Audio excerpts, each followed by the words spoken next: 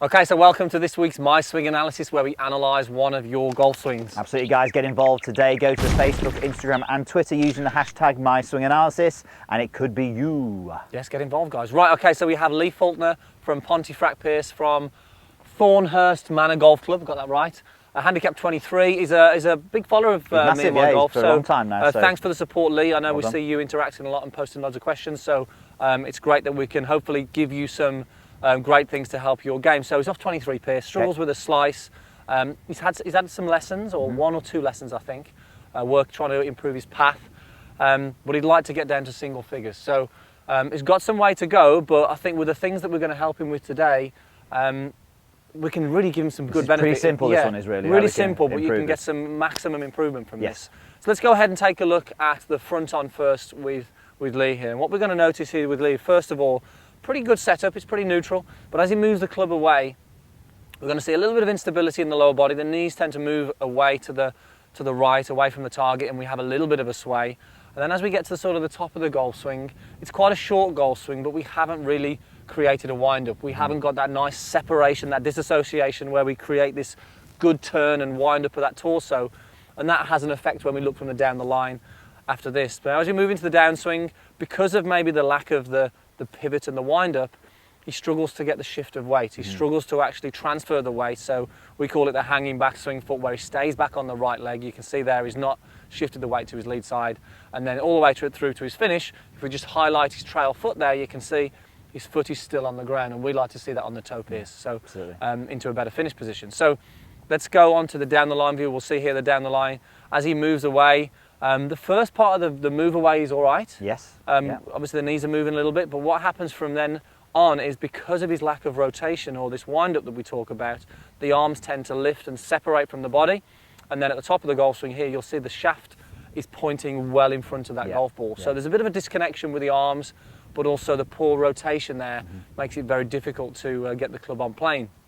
Now from this position, the only thing's going to happen from here is he's going to swing over the top. As we can see, the first move now is way in front of the plane, and that path is to the left, and that's going to cause that left to right, or that spin that's going to move off to the right, that slice that he's getting. So two things we need to get better, Pierce. We need to get a better pivot motion, a better wind-up, and a better connection with the arms and body. Very, very simple. I think if we can do these two things, it's going to make a big difference, isn't it? Absolutely, absolutely. Should we go with the wind-up first? Let's go with the wind-up this first. This is not a wind-up, Lee. Right, okay, so we've done this before. It's basically without a golf club, hands and arms on your ribs here, or your oblique muscles, and then from there, almost hold on tight. Feel as though the legs are very strong, very stable with the knees, and then from there we're winding up into the backswing. So you can see my upper body's winding, my lower body's resisting. Lower body then sort of starts to work here, but I can feel resistance because I'm working hard, straining my body just to get that feeling of that wind up and those muscles working. And it's a good way to describe, we like to use it as a wind up, because it's that torque, that tension, that separation between the lower body resisting and that, and you can see Pierce working hard at doing that. And I think when you do this, Lee, you're going to find that it's a big stretch. He's going to feel some muscles that he's not been used to using. And we don't want you to obviously stand over a golf shot and tense your body and do that, but when you're doing this exercise, it's really good because it gives you that feeling of that, creating that torque, as Andy mentioned. So, okay, so there's the first part. I mean, that's going to give you a great feeling of what the body should be doing, but then we need to sort of link that feeling then to using the arms as well, and getting the arms working very similar, or very more closely linked with the body. Absolutely, getting them connected, getting them synchronized, really. So golf ball underneath the trail armpit, underneath the right armpit. Now we've seen head covers and things like this. A golf ball works really good as well. And the key feeling is here that, Andy, we've got to get that wind-up drill first, so you get the association, the feeling of what it's like to have the stable lower body with the upper body winding up. But then from there, what we're going to do is, with that same feeling, we're going to keep the golf ball underneath the armpit. So as I rotate, as I wind up into my backswing, you'll notice that my arms now are much more across my chest and around my body. Okay, so from here, it's a lot easier to get the club up and down on a plane line that we would like. So from here, it's a lot easier. And if you can hold it there, Pierce. So there's the top of Pierce's swing. The butt end of the club here would be pointing somewhat close to the target line that obviously we're swinging on here.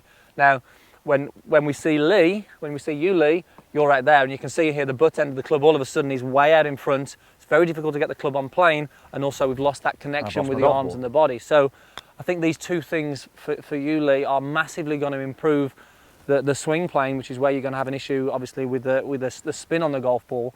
But also, I mean, you know, a numerous effect, contacts, your distance, everything really, isn't it? Definitely. So, absolutely, you can see, sorry, I was going to say there, Andy, you know, as soon as your hands and arms are here, as soon as you apply force in the downward movement, you'll then go like that. Yeah. Okay, and that's one of the reasons when we do that move there, you can't shift your weight toward the target, so you are going to naturally want to hang back just to make contact with the golf ball. Definitely, it's that synchronization of the arms and body, which we talk about so much. Okay, so we've got this connection, Pierce. We've got this nice connection with the arms and the body and this wind up. We then need to maybe think about, okay, how can we, you know, allow our body to move and shift onto it's a much better finish position. And it is pretty simple, really. Once you sort of get, let's put the golf ball in here. Yeah, again. keep it in that. We'll get that in there. And this is good. I mean, we're talking very much about practice swings at the moment, and we are actually going to talk about your practice swing in a moment, Lee, and how we need to improve that. But from here, once you get into this position where you are wound up, where the arms are synchronized to the body now, so they are sort of connected into the body, the key move from here now is just to feel as though the low body starts to shift weight toward the target.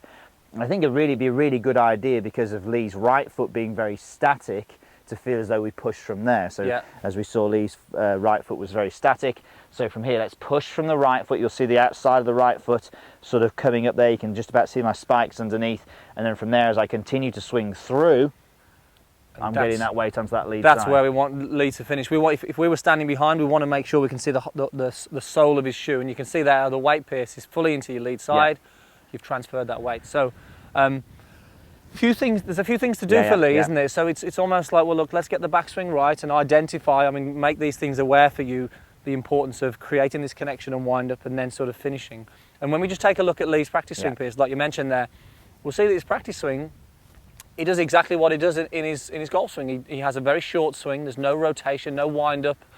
So what we want to do is make your practice swings, give them a purpose, you know, sort of tell your body what you want it to do. So now your practice swings can involve this nice wind up with a weight shift, and then gradually you're going to sort of change that motor pattern so it happens naturally. Lee's practice swings, your practice swings, Lee, are absolutely perfect for practicing the swing you've got. Yeah. And now if you don't want that swing, you better change your practice swing. And as Andy says, give it a purpose. So whether it would be the golf ball underneath or maybe without the golf ball there, you know, you are going to focus on a good wind up, but get those arms around your body, get them around. I think that'll be the main thing that you'll feel when you're playing.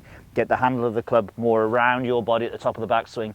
And then from there, as we say, as you then shift weight, the club just drops down. The practice swing was very much sort of up there and that, and it was very much an over-the-top practice swing, which is quite rare actually. Okay, so let's stick the golf ball under your arm. Let's test you out, Pierce, here. So let's go with a good practice swing, good wind up, and then I want to see that toe nicely on the ground. And then we're going to go ahead and hit the shot. And this is what you should be doing, Lee, really. So it'd be great to see exactly what Pierce is doing with this. So I'm going to keep the golf ball in for the practice swing, but when we actually hit the shot, it's okay if it comes out. So only if it comes out that side. Absolutely. So from here, there's the wind up, there's the turn through, and I feel very connected on the way through with the arms. I'll do another one of those. So again, good wind up, going through, readjust that. It's quite hard, this is, you know. Good, it's Give testing them you a hard out. drill. So yeah, as you said, Andy, if the golf ball comes out, it's great as long as it comes out this side of the golf ball. Okay. So that's it. Just give me a par 3, 180 yards over water. Over water, no problem, Pierce. No problem. Here we go. I kept the ball in. We've got to keep looking at this, guys, because it is on the way straight to the hole.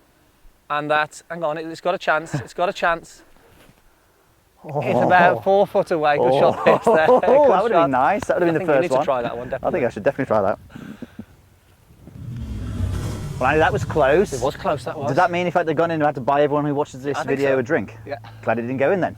Okay, guys, hope you enjoyed that. Post your comments down below. Give us the thumbs up. Hit the like button if you like that. And also, guys, don't forget, if you haven't already, hit the subscribe button. It is for free, these videos. Yes, and also, guys, we've just launched a new video series on the website, on meandmygolf.com. Turn your slice into a draw. Loads of content on there. If you do slice the golf ball, this video series will help you. So click the link in the corner there and get your free 7-day trial today and go and check that out. And we'll see you next week for My Swing Analysis. A very special guest. We'll wait till next week. No, we'll tell them next week. Ooh, suspense. Thanks for watching, guys. Cheers.